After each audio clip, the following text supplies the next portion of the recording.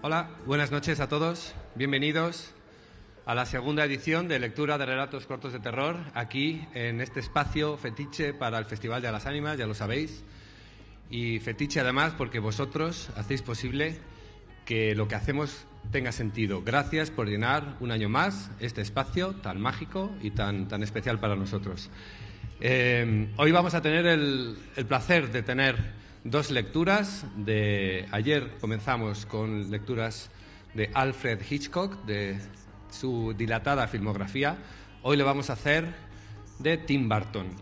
Y tenemos la suerte de tener a dos grandes lectores con nosotros que seguro que os va a hacer, os va a deleitar, os van a deleitar. Además, vamos a hacer un experimento en el primero de los relatos, el cual vamos a compaginar, ya lo vais a ver, imagen con la lectura. Y ahora os diré por qué. Empecemos por el primero. Fijaos, aferrado a una mitomanía perenne por los cómics y las antiguas películas de serie B, en su personal universo mezcla fuentes de inspiración con imaginación a raudales para fabricar películas de impecable factura visual y fascinante historia. Como pez en el agua, se siente viajando entre ficción y realidad, y en el camino siembra antihéroes e inadaptados que crecen con piel y corazón para reír y conmover al tiempo. ¿Acaso es inagotable el imaginario de este contador de cuentos de aspecto desgarbado, tímido y no pocas veces oscuro, llamado Tim Burton, nacido en Estados Unidos en 1958? Es de familia media, hijo de padres divorciados. El flaco Tim no destacó en los estudios, pero su talento se expresaría rápidamente en el dibujo y como animador becado de Disney. Tras convencer a esta compañía, pudo rodar varios cortos. El primero, que vamos a ver aquí, Vincent, y el siguiente, Frankenweenie. Tenía 26 años y ya se pudo apreciar su talento innato que lo llevó a rodar su primer largometraje, La gran aventura de Pee-wee, que supuso el inicio de su fructífera relación con Danny Elfman, que es el músico que aparece en todas sus películas. Luego vendría la cómica Beetlejuice, con la que salió del anonimato definitivamente y le sirvió de trampolín para producciones mayores como Batman Returns, con gran éxito de taquilla, y lo cual le permitió además plantear su proyecto más personal, como él lo define, que es Eduardo Manos Tijeras.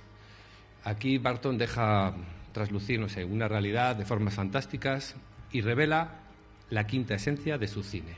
Y sobre todo encuentra a su actor fetiche, que es Johnny Depp. Le siguieron Pesadilla antes de Navidad, Ed Wood, Mars Attack, Sleepy Hollow, La fábula inolvidable de Big Fish. Así, el hijo pródigo se volvió al redil surrealista del que pronto disfrutaremos con Charlie y la fábrica de chocolate y La novia cadáver. Su fantasía no tiene límites y conjuga perfectamente con mundos extraños que se abren paso entre la cotidianeidad. Aprovechémonos de él, ya que directores así no suelen aparecer todos los días. Y Vincent es su primer cortometraje, que es el que vamos a ver hoy. Es un cortometraje realizado en 1982 con la técnica de stop motion y narra la historia de un niño introvertido de 7 años que sueña con ser igual que su ídolo soñado, el actor estadounidense Vincent Price.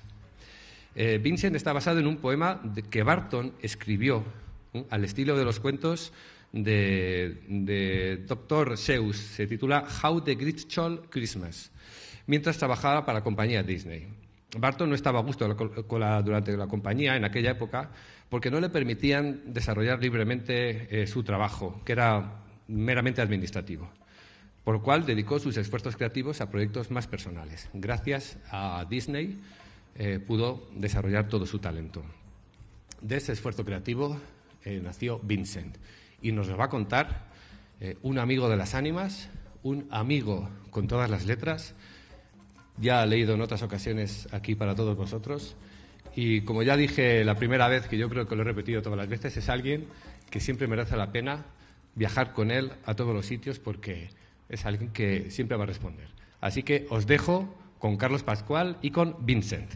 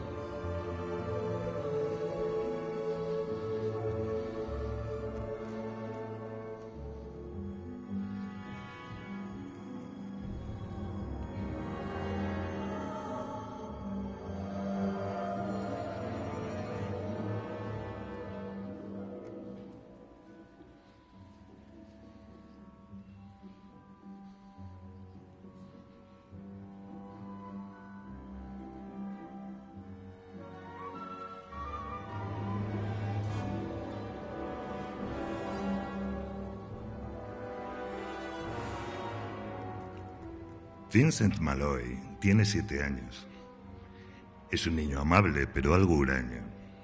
Es bueno, obediente y muy educado. Pero él quiere ser como Vincent Price, su ídolo sagrado.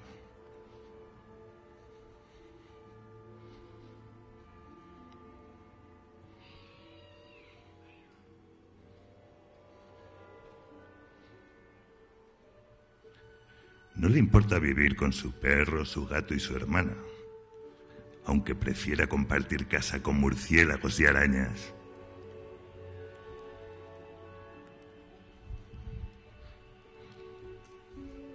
Allí jugaría con los horrores que ha inventado.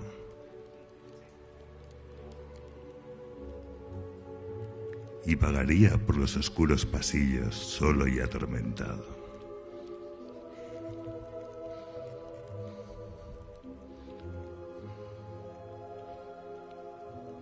Cuando viene su tía, Vincent parece un cielo. Pero se imagina sumergiéndola en cera hirviendo para su museo.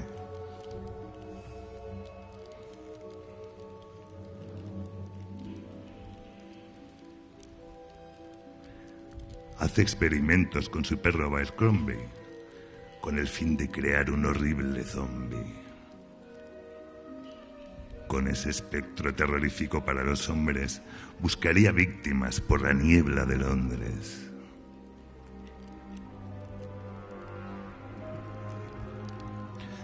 Pero él no solo piensa en crímenes violentos. Vincent pinta y de vez en cuando lee cuentos. Mientras otros niños leen tebeos de acción, a Vincent es Edgar Allan Poe quien llama su atención. Una noche, cuando leía una historia horripilante, algo le hizo palidecer al instante. Con tamaño disgusto su vida quedó derrumbada, pues su bella esposa viva fue enterrada. Debía cerciorarse de que había muerto. Intentando desenterrarla, destrozó las flores del huerto. Su madre lo envió a su cuarto como castigo. Desterrado a sus sueños a la torre del olvido, sentenciado a pasar el resto de su vida con el retrato de su amada que fue enterrada viva. Y mientras lloraba sumido en la desesperación, apareció su madre en la habitación y le dijo: si quieres puedes salir a jugar, hace un día estupendo, lo puedes aprovechar. Vincent trató de hablar, pero no pudo. Los años de aislamiento le volvieron casi mudo. Así que cogió su pluma y se puso a escribir: estoy poseído por esta casa, nunca volveré a salir.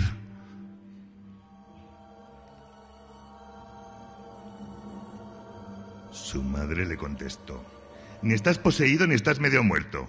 Este juego tuyo es solo un invento. Eres Vincent Malloy, no eres Vincent Price. Y no estás loco ni atormentado, caray. Tienes 7 años y él es mi hijo. Vete a jugar con otros niños. ¡Te lo exijo! Y tras este toque de atención, abandonó la habitación. Pero cuando Vincent trató de sobreponerse, las paredes empezaron a moverse, crujían, temblaban y su horrible locura la cima que alcanzaba. Vio a Abercrombie, su terrible esclavo, y su mujer lo llamaba desde el otro lado. De la tumba nacían sus ecos y de las paredes surgían manos de esqueletos.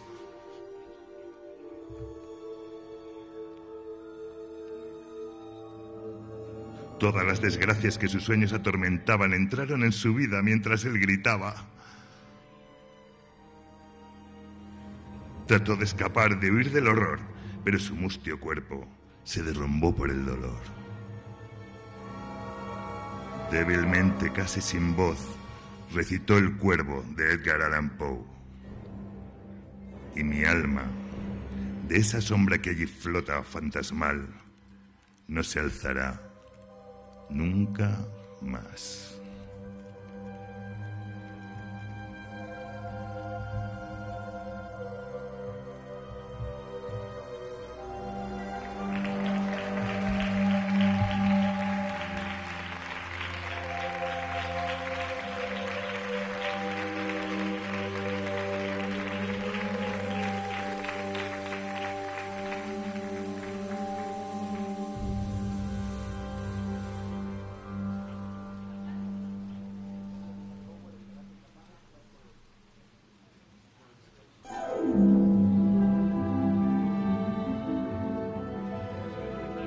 Ahora vamos a hacer un pequeño cambio al atril, lo vamos a colocar en su sitio. Os pedimos un minutito de paciencia y continuamos con la siguiente lectura.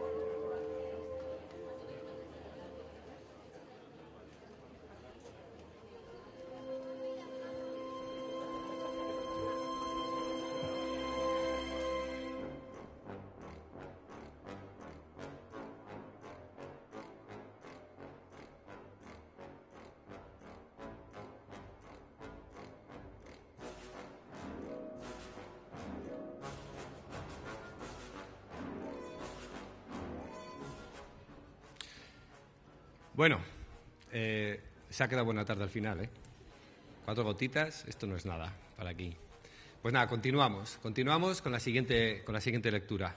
En esta ocasión va a ser la leyenda de Sleepy Hollow o la leyenda del jinete sin cabeza, que es un relato corto de terror y romanticismo que fue escrito por Washington Irving en 1820. Lo incluyó dentro de una colección de ensayos e historias cortas que se llamaba The Sketchbook of Geoffrey Crayon. 3 versiones han llevado a cabo de este escrito. Una en 1922, la más fiel, que también es otro corto que se hizo en 1949, la más conocida de todos, que es de Tim Burton de 1999, y ahora recientemente se ha hecho una serie en plataformas televisivas que fue en el 2013. Podéis verlas todas ellas. Washington Irving fue el menor de 11 hermanos y nació en 1783 en Nueva York. Además de escritor, fue político, diplomático, ensayista, dramaturgo y biógrafo. Falleció a la edad de 76 años. Perteneció al romanticismo literario y es, además, el primer autor americano que se sirve de la literatura para caricaturizar la realidad, creando además un estilo coloquial que después utilizarían pues, otros autores como Mark Twain o Ernest Hemingway. Eso sí, lo que capta del espíritu romántico son rasgos como el amor al pasado, al medievo, a lo fantástico y a las leyendas, rasgos que define perfectamente en el relato que vamos a leer hoy. Dentro de su viaje como diplomático, dentro de sus viajes por Europa, le gustó indagar en las tradiciones orales y antiguas leyendas de este viejo continente. Sus labores de diplomático, ya os digo, que le ayudaron a ello. De estos trabajos recopiló tradiciones y leyendas en Estados Unidos, en Inglaterra, en España y en Alemania. Y de esta última, de Alemania, es de donde procede la leyenda de Sleepy Hollow. Irving fue uno de los primeros prosistas de las letras norteamericanas. Es estudioso sin ser erudito. Más que a la calidad de su obra, debe su fama al carácter de esta. Gran parte de esa fama no le vino por lo que hizo, sino por ser el primero en hacerlo. Los primeros cuentos cortos, algo tan característico de la literatura norteamericana, los escribió él. También fue el primero que hizo del humor, de la sátira burlesca, un arma literaria. Irving, ya lo vais a ver, se recrea en el detalle, disfruta con las descripciones y siempre de una manera sencilla, sin el menor rebuscamiento. Es perfecto romántico por su amor a la historia pasada, que como ciudadano de un país recién creado entonces, supo buscar en Europa lo exótico y pintoresco. Disfrutemos, pues, de este relato que vamos a escuchar a continuación y lo hacemos a través de alguien a quien Las Ánimas debe mucho, no solo por su participación en las lecturas año tras año, sino por haber empujado al festival hasta donde hoy nos encontramos. Así que recibamos con un fuerte aplauso a Inés Andrés.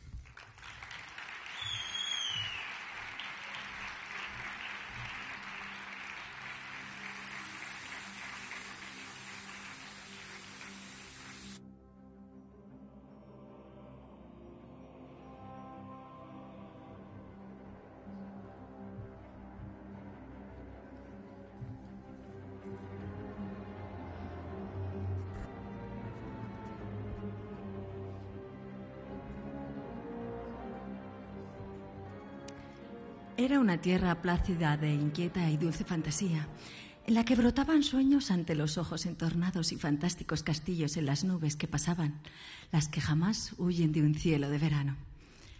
En lo más profundo de una de las inmensas ensenadas de playas que el Hudson acaricia en sus orillas orientales, se produce un enorme ensanchamiento al que los viejos marinos holandeses llamaron en tiempos Tapasí. Para navegarlo, recogían las velas prudentemente mientras invocaban a San Nicolás. Justo allí se alza una pequeña aldea con su puerto recoleto, a la que algunos dan el nombre de Tarrytown.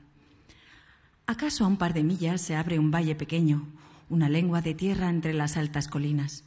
Un arroyuelo cruza con su rumor delicioso, solo interrumpido por el canto súbito de una codorniz o el repiqueteo de un pájaro carpintero, nada más. El resto, tranquilidad plena.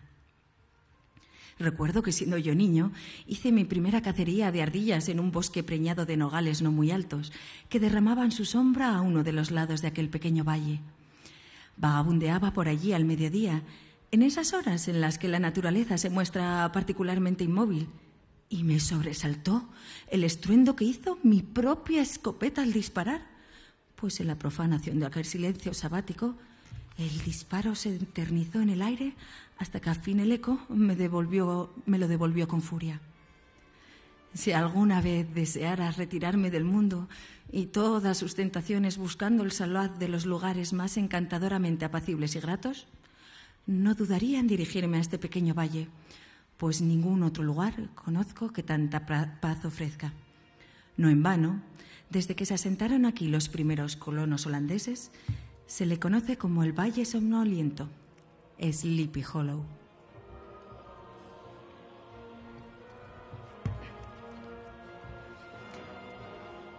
Realmente es como si esta tierra estuviera envuelta en una atmósfera de ensoñación y calma densa. Algunos cuentan que fue hechizada por cierto doctor alemán en los primeros tiempos de los asentamientos. Para otros, fue un antiguo jefe indio el que encantó la región antes de que la descubriese Hendrik Hudson. Y ciertamente, parece que este lugar, aún hoy, envuelto en un poderoso hechizo que llena de extrañas fantasmagorías las cabezas de esas buenas gentes que lo habitan. No hay vecino que no tenga alguna noticia de algún hecho extraordinario o que no se sepa alguna historia maravillosa, o que no pueda señalar qué pareja alberga entre sus profusas sombras algún espectro acechante. El espíritu dominante, sin embargo, el que más influjo tiene sobre la imaginación de las gentes, el que parece someter a todos los espíritus que habitan los aires, es un fantasma, auténtico rey de esta región encantada, un fantasma decapitado que se aparece a lomos de un caballo. Para algunos no es otro que el espectro de un soldado que sirvió en la caballería de Hesse, al que una bala de cañón arrancó de cuajo la cabeza en la batalla de White Plains y que aún galopa, como llevado por el viento en las noches más oscuras. Muchos aseguran haberlo visto en las cercanías de la iglesia, junto al camposanto, donde recibió sepultura, y que su fantasma vaga por las noches en busca de su cabeza. Atraviesa a galope tendido el valle poco antes de que comience a clarear el día pues al amanecer ha de regresar a su tumba.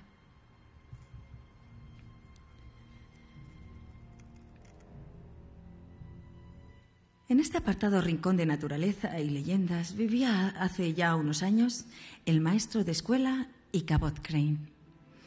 Era alto, extremadamente flaco, de largos brazos, piernas no menos desmesuradas, con los hombros muy estrechos, con las manos que parecían írsele casi una milla de las mangas, con los pies que podían haberse utilizado como si fueran palas, con toda su estampa desmadejada, como si su cuerpo se mantuviese extrañamente unido.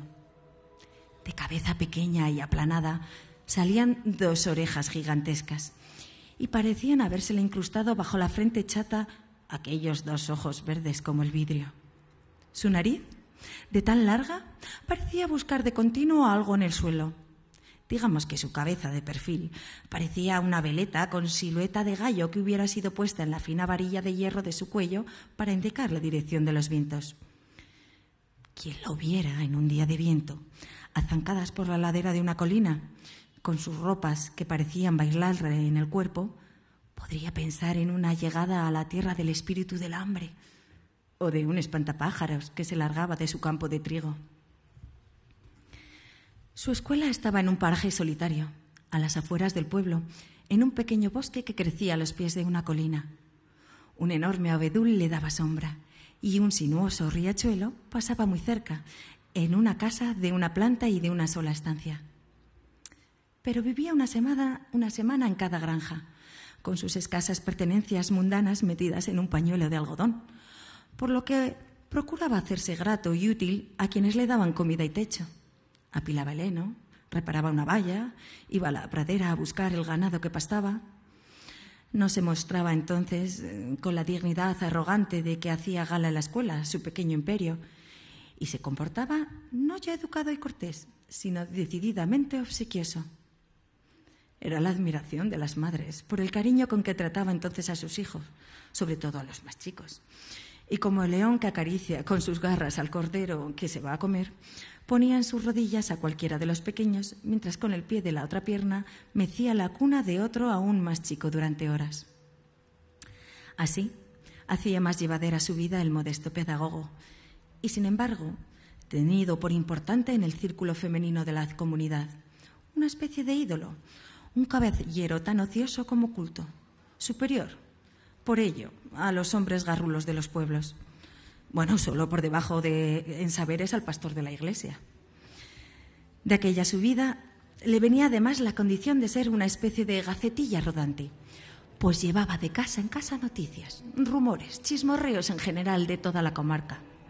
Eso, por supuesto, hacía que su presencia fuera acogida con especial interés por parte de las mujeres de las casas, quienes además gozaban de su erudición, que sin embargo no le impedía ser un apasionado en un asunto, el de la brujería, en el que, dicho sea de paso, creía firme y fervorosamente el maestro, pues era un hombre a la vez sagaz y crédulo. Ni la narración terrorífica más infame o monstruosa le parecía increíble. Cuando cerraba su escuela a la caída de la tarde, solía tumbarse plácidamente, y allí se daba la lectura a las truculentas historietas, hasta que la oscuridad hacía que las líneas de las páginas aparecieran borrosas ante sus ojos. Era entonces cuando, de camino a la granja en la que se hospedara, evitando tierras de légamo y atravesando bosques tan frondosos como oscuros, su imaginación volaba. Con cada crujido de una rama, con cada rumor de hojas o de plantas silvestres, el graznido de un ave nocturna o con cada aleteo de pájaros asustados ante sus pisadas, se impresionaba, llenándose el maestro de un pavoroso y constante escalofrío. Veía figuras esquivas de presencia inexplicable, sombras por los senderos, amenazantes como una presencia real.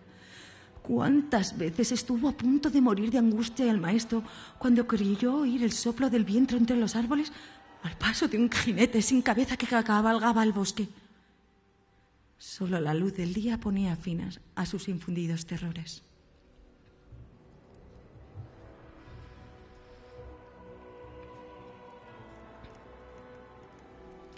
Digamos que el pobre maestro hubiera podido disfrutar mucho tiempo de una existencia plácida de no haberse cruzado en su camino Katrina van Tassel, la única hija de un granjero holandés muy rico.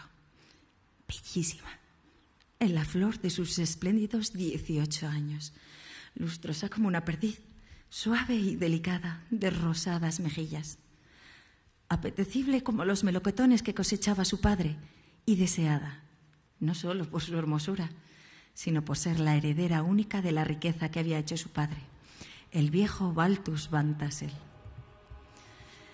Su granja estaba en las orillas del Hudson, en un rincón natural hermoso, muy verde y fértil, a salvo de los malos vientos. Un gran olmo daba amparo a la casa y junto al árbol imponente una fuente de aguas limpias y frescas vertía en un barril, el cual a su vez las derramaba entre la hierba hasta unirlas a un arroyo próximo que parecía musitar su arrullo permanente a los alisos y sauces enanos que tenía por vecinos. El granero próximo a la mansión del holandés era tan enorme que podía haber sido habilitado como iglesia. Tan atiborrado estaba de los tesoros que la tierra daba generosamente a su propietario que parecía que iba a reventar en cualquier momento. Abajo, enormes, gordos, rozagantes, los cerdos hocicaban en abundancia y la paz de sus zahurdas mientras los lechones asomaban el hocico entre las tablas que lo guardaban como para deleitarse con el aire y los aromas de la cochiquera. Un escuadrón de gansos en el estanque parecían maniobrar ofreciendo escolta a varias flotillas de patos, mientras todo un regimiento de pavos se lucía ante las gallinas, que parecían protestar ante tamaña exhibición, cloqueando de manera desafinada y malhumorada. Salivaba de gusto el pedagogo mientras contemplaba todo aquello, la mejor provisión para un duro invierno. Su imaginación voraz le hacía ver a su alrededor a los lechones rellenos de pudín y prestos a ser asados con una manzana a la boca. Todas estas fantasías arrebatadas tenía el fervoroso Ichabod, y cuanto más miraban sus ojos verdes hacia cualquier lugar de aquella feraz tierra con sus trigales, con su centeno, con su maíz, con su cebada, o a los árboles que rendían sus ramas de tanto fruto como en ellas había, más aceleradamente le latía el corazón. Por todo ello, pero sobre todo porque lo hacía pensando en la hermosa Katrina, heredera única de aquellos dominios. Desde el primer momento no hizo sino concentrarse y estudiar cómo ganarse los favores más afectuosos de aquella perla tan valiosa que era la hija de Van Tassel. Una empresa, sin embargo, que presentaba no pocas dificultades. No solo tenía que luchar duro para conquistar el corazón de aquella damisela coqueta y caprichosa. Encima, habría de hacer frente a los impedimentos que le opusieran aquellos rudos mozos del pueblo que en legión también pretendían a la hija del próspero holandés.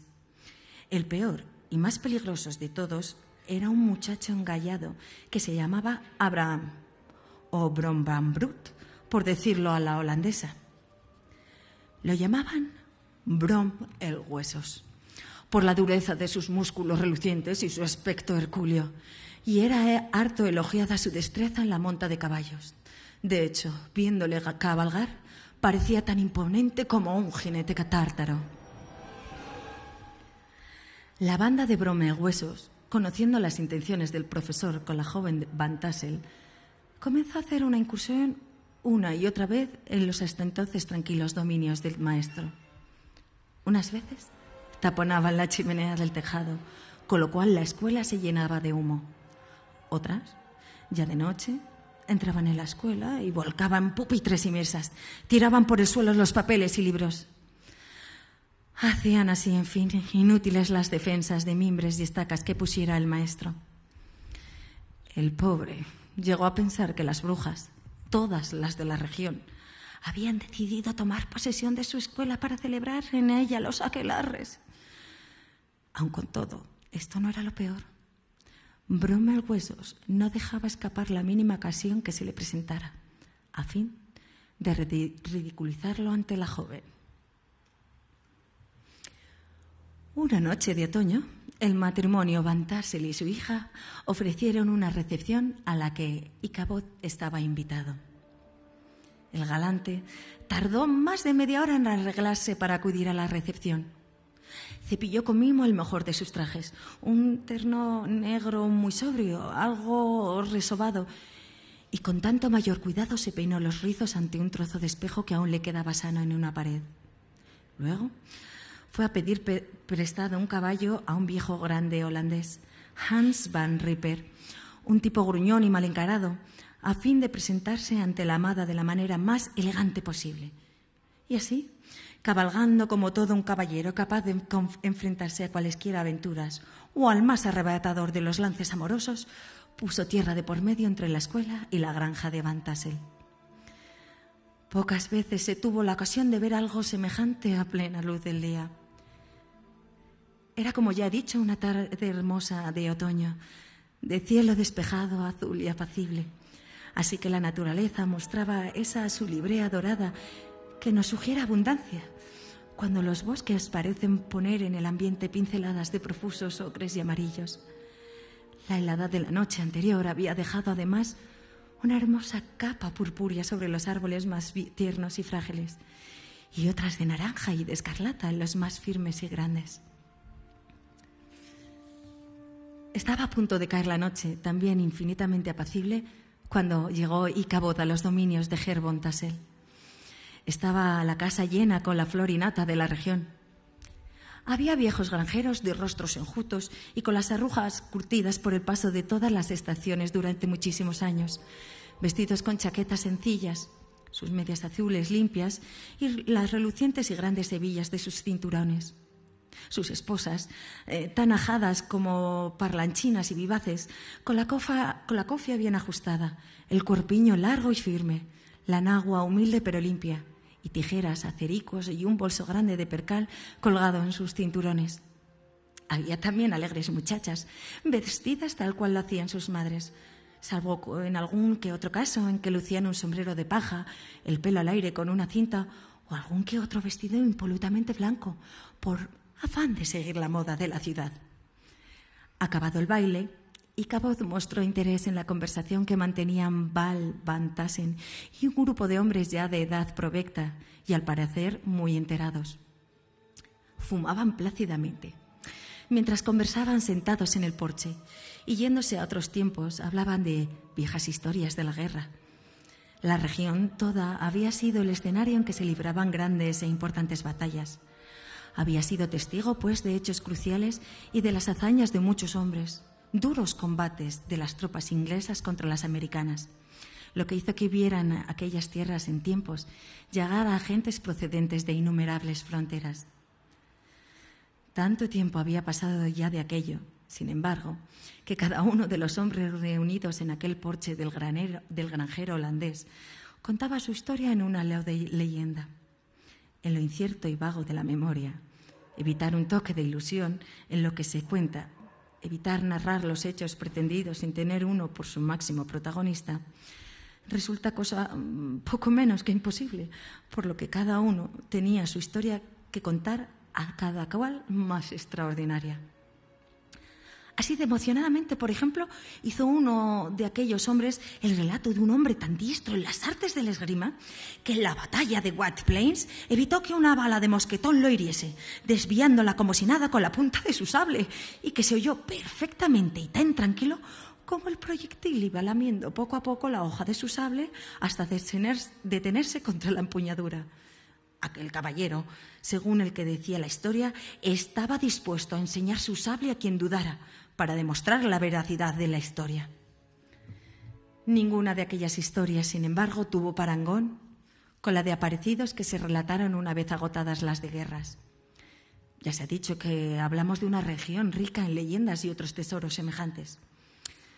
Por otra parte, no tienen los muertos mucho predicamento, que se diga, las modernas ciudades que habitamos en nuestros días, pues apenas se quedan dormidos en su lecho de gusanos.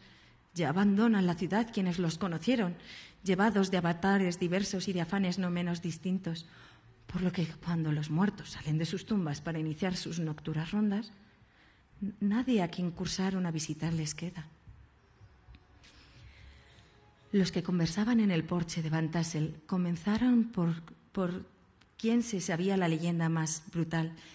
¿Quién habría presenciado los hechos más tremebundos? Naturalmente, se oyeron cuentos de fantasmas, decidida y claramente espantosos. Fantasmas, por ejemplo, que impertérritos, sin mover ni los labios ni parpadear siquiera, lanzaban gemidos y lloros que helaban la sangre a quien los oía. Tampoco faltaban las leyendas protagonizadas por mujeres, como aquella de la dama apenas cubierta por un velo vaporoso y blanco que se dejaba ver siempre en la tenebrosa cañada de la roca del cuerpo, donde había muerto en medio de una nevada. Mas ni qué decirlo tiene. Estas historias juntas eran apenas nada en comparación con la que a todos emocionaba muy especialmente. La del jinete decapitado de Sleepy Hollow, al que, según decían varios de aquellos hombres que hacían su tertulia en el porche de Bad Tassel, se había visto de nuevo, muy recientemente, recorriendo la comarca tan a menudo como en sus mejores tiempos, amarrado su caballo cada noche en cualquiera de las tumbas del camposanto de la iglesia del pueblo. Ha sido buen seguro lo apartado en que se alza esta iglesia, cuanto, por lo que parece, hizo del recinto sagrado un punto de reunión ineludible de espectros y espíritus de toda la haya. La iglesia se levanta, a fin de cuentas, sobre una loma rodeada de olmos y de algarrobos centenarios. A uno de los lados de la iglesia se abre un hondo barranco por el que arrastra la corriente, sobre todo en los días de lluvia fuerte, troncos de árboles caídos, pedruscos arrancados de cuajo, ramas. En el punto más negro y denso y hondo del torrente, no lejos del templo, hubo en tiempos un puente de madera. El sendero que llevaba hasta el mismo puente quedaba prácticamente cubierto por la densa sombra de los frondosos árboles, cuyas ramas parecían no ya no dejar pasar el aire, sino estrangularlo. Por eso, aún de día, era un lugar en el que solo moraban las sombras, y de noche, la oscuridad plena. Tal era, al parecer, uno de los caminos que con mayor constancia frecuentaba el jinete decapitado de Sleepy Hollow. Una de las historias que corría de boca en boca de todos los moradores de la región hablaba de que cierta noche el viejo Brower, un tipo algo insolente, incrédulo y hasta hereje en lo que concierne a los fantasmas, a volver de Sleepy Hollow y antes de abandonar el valle por aquel camino, se topó con de golpe con el jinete, no ocurriéndosele otra cosa que hacer la tontería de seguirlo. Así, a galope tendido fueron ambos, uno delante, otro detrás, a través del bosque, de malezas, entre colinas, por las ciénagas, hasta llegar al puente. Allí, de súbito, el jinete se convirtió en un esqueleto reluciente, que se abalanzó sobre el viejo Brower para empujarlo con furia y hacerlo caer al torrente mortal, mientras rugían las copas de los árboles como si de ellas, y no del cielo, emanara la tormenta preñada de relámpagos y truenos. El relato de esta historia se daba por verídica. Halló parangón más que conveniente la aventura que narró a continuación el propio Bromel Huesos, que se había sumado a la tertulia, no sin antes decir que él, como se vería de inmediato, superaba como caballista al jinete sin cabeza. Ocurrió, según dijo Brom, que regresando del pueblo próximo de Sing Sing, se le plantó de golpe en el camino aquel legendario caballero sin cabeza para apostarse con él lo siguiente: una carrera por una jarra de ponche. Aceptó valiente Bromel Huesos. La cabeza de su caballo temerario fue durante toda la carrera a la par que la montura del fantasma decapitado, sin que éste pudiera superarle por mucho que lo intentara, y hubiera ganado la apuesta si la carrera, no sé por qué, al llegar al puente se paró y el jinete decapitado dio un salto increíble para salvarlo, perdiéndose a continuación en una llamarada que se extinguió lentamente en la lejanía.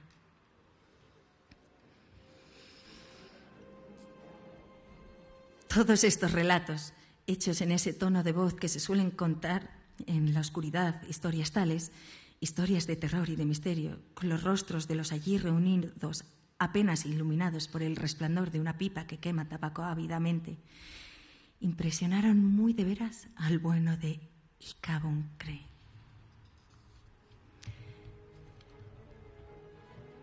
Estaba a punto de acabar la fiesta, pues muchos de aquellos granjeros comenzaban a montar en sus carretas para irse, tras reunir a la familia, y se iban de hecho poco a poco, llenando ahora el silencio de la noche con el choque de las ruedas contra los pedruscos del camino. Al cabo desaparecían voces, carcajadas, trotes y ecos, como si un desierto ignoto se los hubiera tragado, todo tras brotar en el mismo sitio donde antes hubo jarana y contento. Y Cabot, sin embargo, seguía allí, como hubiera hecho cualquier otro enamorado de aquella región, en la esperanza de poder conversar a solas con su amada. Tenía la cara iluminada de dicha, pues no albergaba más convicción que la de hallarse a las puertas del éxito. Mas no pretendo decir qué ocurrió en la entrevista que mantuvieron, pues debo señalar, en aras de la mayor sinceridad, que lo ignoro por completo. Algo, no obstante, debió de ir mal, pues al cabo de pocos minutos de conversación, el pobre maestro mostró un amargo y desolado rictus en su antes y feliz satisfecho semblante. Y Cabot salió de la granja de Van Tassel más que como un digno invitado, como un granuja que hubiera ido allí para robar un par de gallinas y no para hacerse con los favores del corazón de una damisela. Así, ahora, sin reparar ya en la bondad y riqueza de cuanto allí había, se dirigió a toda prisa a los establos, pegó un puntapié al penco que lo llevara para que se levantase del suelo sobre las cuyas pajas se había tirado a dormir, puede que soñando con auténticas montañas de maíz, unos sueños, pobre bruto, que se le desvanecieron de golpe. Fue a la hora de las brujas, en lo más negro ya de la noche, cuando Ichabod, con su cresta de gallo orgulloso, ahora caída, meditabundo y con mucho dolor en su amargo corazón, tomó el camino de vuelta por las laderas de los cerros desde lo que se denominaba Tarrytown. Aquellos lugares que de manera tan distinta había contemplado y con el ánimo no menos distinto pocas horas antes, cuando en el día era hermoso. La noche ahora se mostraba tan triste como él, acaso igual de dolorida. Abajo y a lo lejos, el Tappan Zee, profundamente negro, albergaba una luz que en la lejanía se mostraba siniestra. La lámpara que se mecía en el mástil de una embarcación pequeña y anclada a merced del vaivén del moroso de las aguas. A las 12 de la noche, en aquel aterrador silencio que todo lo presidía, oyó el maestro poco después el ladrido largo y agudo, pero muy débil como lastimero de un perro guardián. Lo sintió tan lejos que se dijo que ni los perros querrían ya acercarse a él. Por donde pasaba nada vivo se veía ni se percibía, acaso únicamente el canto monocorde y melancólico de los grillos. Todas las historias de aparecidos, de muertos y de fantasmas que había ido a contar aquella noche comenzaron a agitarse entonces en su cabeza, cual si se le hubiera metido un torbellino en ella. La noche encima era cada vez más negra según se adentraba en el bosque. Las estrellas del cielo parecían haberse clavado en la bóveda celeste como sin brillo, ocultas a cada poco por algunas nubes que pasaban.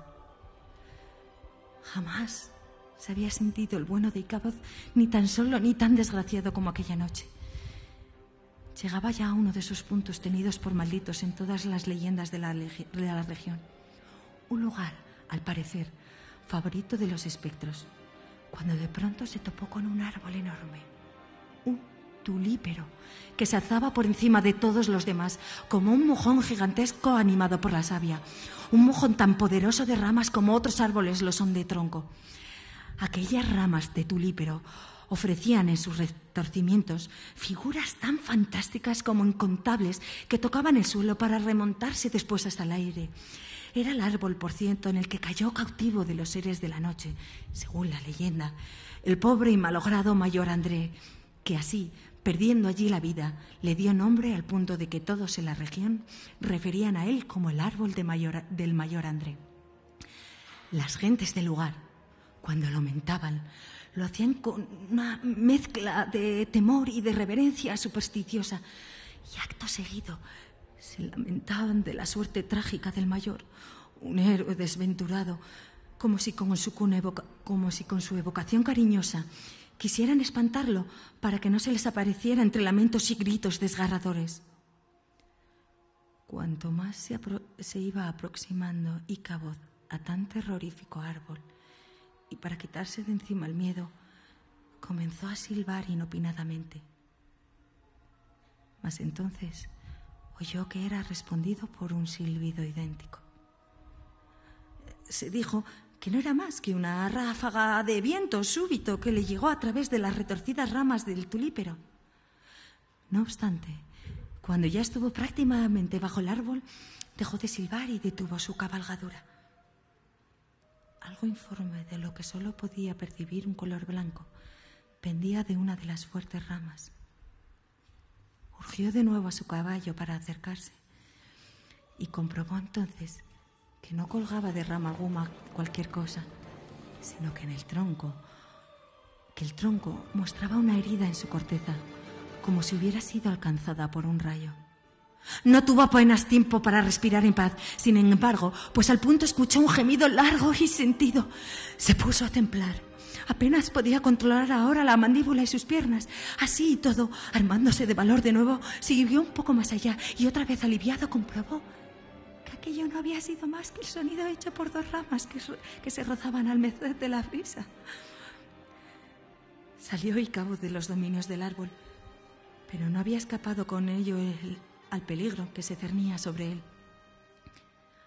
A unas 200 yardas del árbol cruzaba el camino un arroyuelo que se precipitaba hacia una zona de légamos conocida como el pantano de Willey. Para cruzarlo, unos troncos hábilmente dispuestos ofrecían el paso propio de un puente, y del lado de la corriente del arroyuelo, varios castaños y robles, por cuyos troncos trepaba la hierba, se cerraban como una bóveda sobre aquel paso tan improvisado como eficaz. Algo en su interior, entonces, le hizo sentir cierta aprensión, como si unos pasos más allá no hubiera otra cosa que una gruta oscura y sin salida. Atravesar aquello, pues, le supondría la prueba más difícil de superar. Sabía bien el maestro, además, que fue entre aquellos árboles, robles y castaños donde se escondieron los soldados que, más allá de la leyenda, tendieron la emboscada al mayor André. Eso y la leyenda en sí misma hicieron que el puente fuera tenido por todos como un lugar maldito que solo debía cruzarse de noche y en compañía. Y él iba solo. Cuanto más se aproximaba su montura al riachuelo, más fuerte latía en el pecho el corazón de Ícabod, como si le fuera a hacer saltar las costillas. Pero respirando hondo, haciendo acopio de todo el valor y de toda la fuerza de voluntad que hubo de requerirse para no dar marcha atrás, fustigó violentamente a su caballo, le clavó los tacones de sus botas en los ijares, en la esperanza de que el penco saliese casi de estampida para cruzar aquello cuanto antes. Pero el mal bicho que era aquel caballo, resabiado e indolente, no hizo más que un violento escorzo hacia su derecha para que su jinete se golpeara de manera brutal contra un árbol. El maestro ahora, tan enfadado como preso del pánico, y que a cada segundo que pasaba en aquel lugar sentía aún más miedo, tiró de las riendas, sin embargo, hacia el lado contrario, para herir en los belfos del caballo con el bocado y obligarlo así a seguir el rumbo que quería. Mas fue inútil. El penco se echó a galope, sí, pero no para cruzar lo que su jinete le indicaba, sino para tirarse de costado violentamente, como si hubiera sido por un disparo, contra unas zarzas repletas de espinas que se había a la izquierda del camino. A un maltrecho se levantó Ícabod, volvió a montar y castigó con dureza inimaginable al bruto, sacudiéndole con la fusta aún más fuerte que antes y clavándole los tacones de sus botas en los ijares con auténtica saña. El viejo polvoraz relinchó, se puso de manos y salió otra vez a galope. Mas justo llegaba a la embocadura del puente, paró en seco como las mulas. A punto estuvo de salir lanzado el maestro por encima de las orejas del penco, y si no lo hizo fue porque se agarró con fuerza al cuello de la bestia malvada. Iba a castigarlo de nuevo, con otra razón de fustazos. Pero entonces percibió unas pisadas en el agua. Al tétrico amparo ofrecido por la bóveda de los árboles, apenas vio una sombra informe, erguida, alargada y ancha, quieta, como abrigada en la oscuridad, cual fiera dispuesta a lanzarse sobre el viajero que osara entrar en sus dominios. El vello del pobre pedagogo se erizaba a impulsos de terror que lo embargaba. ¿Qué podía decir o hacer? Era demasiado tarde para girar la grupa de su caballo y escarpar por donde había venido. Además, podía tratarse de un espectro, de un fantasma, de un espíritu, de seres del aire capaces de atravesarlo incluso de cara al viento. Así que, haciendo acopio de los últimos rescoldos de valor y de cordura que ardían en su pecho y en su cabeza, y a despecho de su voz en un hilo, escuchó, no sin sorpresa, que de su boca salía una pregunta. ¿Quién eres? Como la sombra no respondiera, repitió la pregunta, y tampoco tuvo respuesta. Así que no le quedó otra que atizar con la fusta de nuevo al maldito Pólvora, clavándole con saña los tacones una vez más, cantar con voz temblorosa y en un puro grito uno de sus salmos y galopar por donde había llegado. Mas justo entonces la sombra se interpuso en su camino, abandonando su anterior escondite para cerrarle el paso. Ahora, a corta distancia, podía distinguir mejor la sombra que adquiría forma. A pesar de la lobreguez de la noche, vio a un jinete corpulento que montaba un altísimo y muy fuerte caballo negro.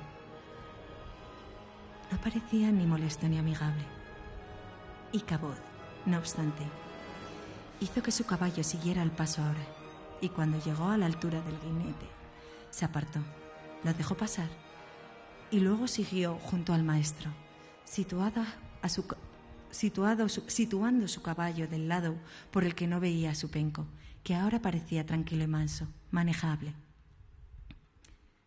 Concluyó Ichabod su salmo y se decidió entonces a mirar a su nocturno compañero, a pesar del miedo, recordando de golpe aquella aventura de la apuesta que narraba Bromel Huesos.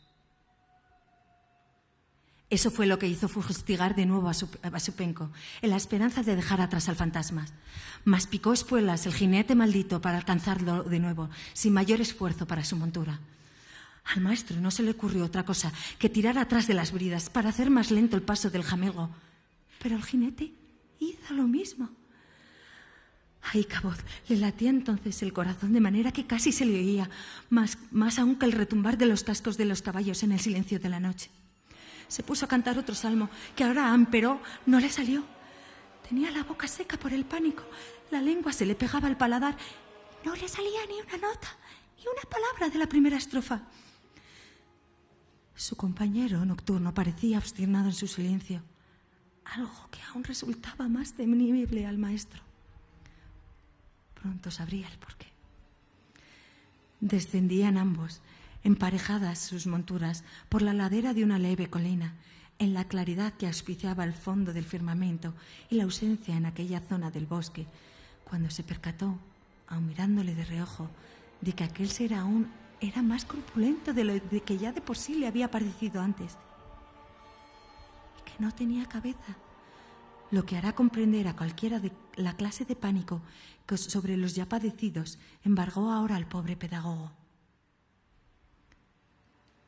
Mucho más ni había que decirlo cuando comprobó cómo el jinete apoyaba su propia cabeza, que llevaba hasta entonces bajo un brazo, en el arzón de la silla de su caballo.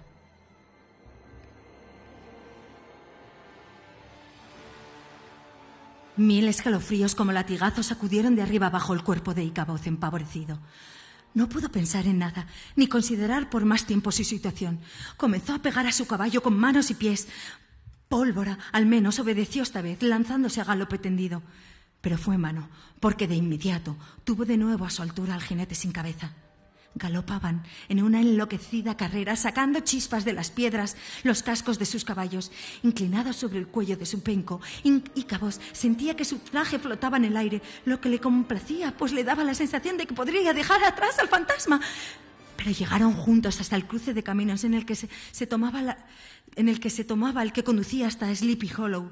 Entonces Pólvora, que parecía poseído por un demonio, cambió inopinadamente de rumbo y en vez de girar a la derecha, como debía, se tiró en su loca carrera por la cuesta de un sendero arenoso que se levantaba desde los árboles al puente, ese otro puente famoso de las historias de aparecidos, el grande que llevaba a la colina frondosa en la que se alzaba en la iglesia escalada que tiene a su vera al camposanto.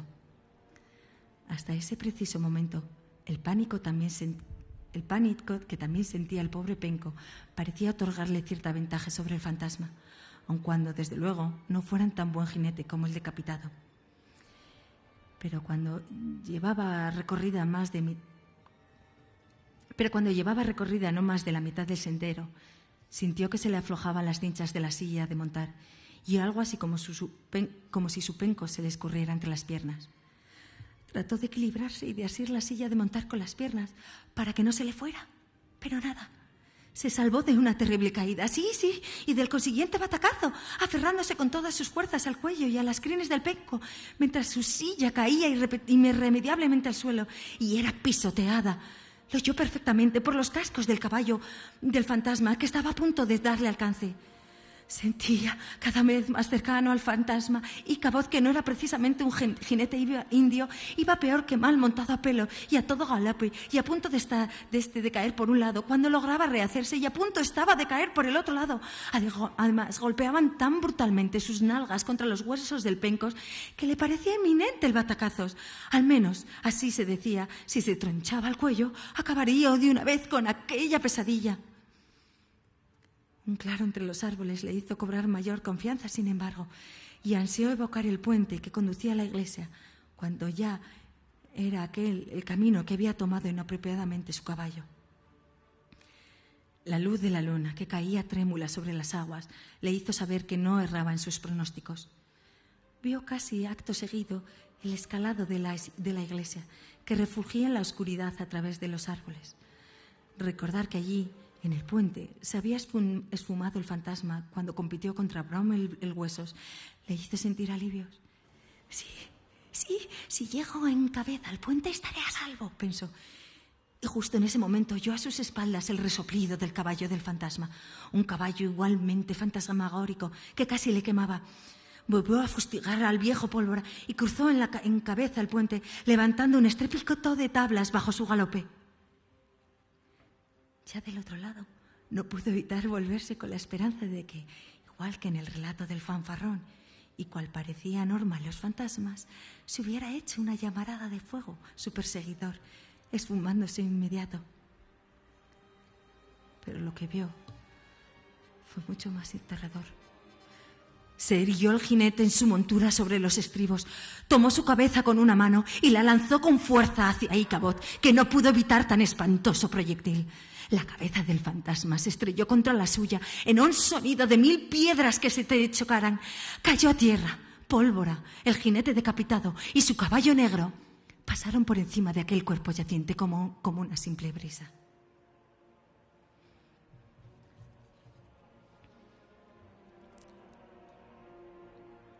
A la mañana siguiente, el mal encarado Van Ripper encontró su viejo caballo a las puertas de su casa, sin montura, claro, y arrastrando la brida.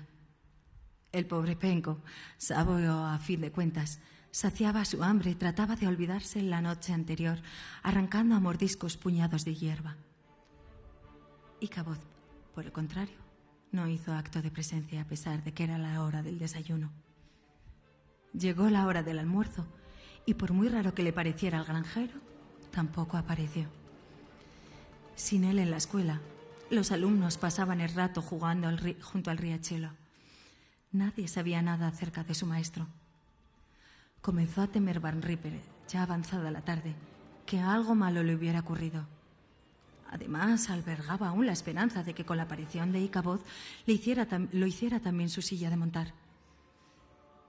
Varias averiguaciones dieron pronto su fruto. Encontraron sus huellas ya a un lado del camino, aunque enterrada casi por completo en el suelo arenoso y un tanto destrozada, hallaron también la silla de montar del viejo holandés. Las huellas conducían hasta el puente. Desde allí vieron flotar el sombrero del infortunado Ichabod en la parte donde las aguas eran más negras y profundas. No muy lejos, cerca de la orilla, vieron también una calabaza partida. Pronto se organizó una partida para rastrear el curso del riachuelo, pero fue en vano. Nadie albergó al final duda alguna sobre lo que más evidente era, esto es, que Ichabod no estaba por allí, ni vivo ni muerto.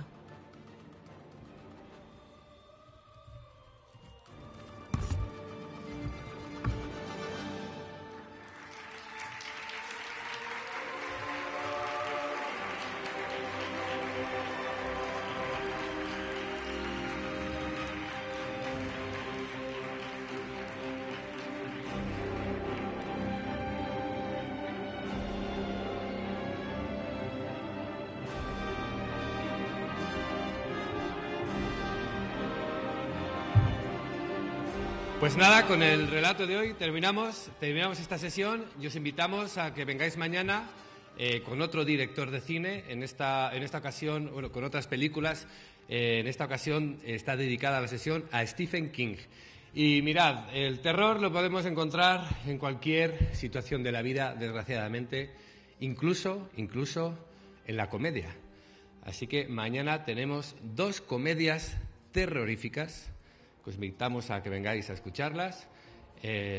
Además va a ser a cargo de 2 grandes lectores, Gemma Pascual y César Millán, y vamos a tener la oportunidad y el placer de escuchar El hombre del traje negro y Fuegos de artificio en estado de embriaguez. Así que, nada, os invitamos a que vengáis. Muchas gracias por vuestra asistencia. Espero que hayáis pasado un buen rato y os esperamos mañana. Gracias a todos.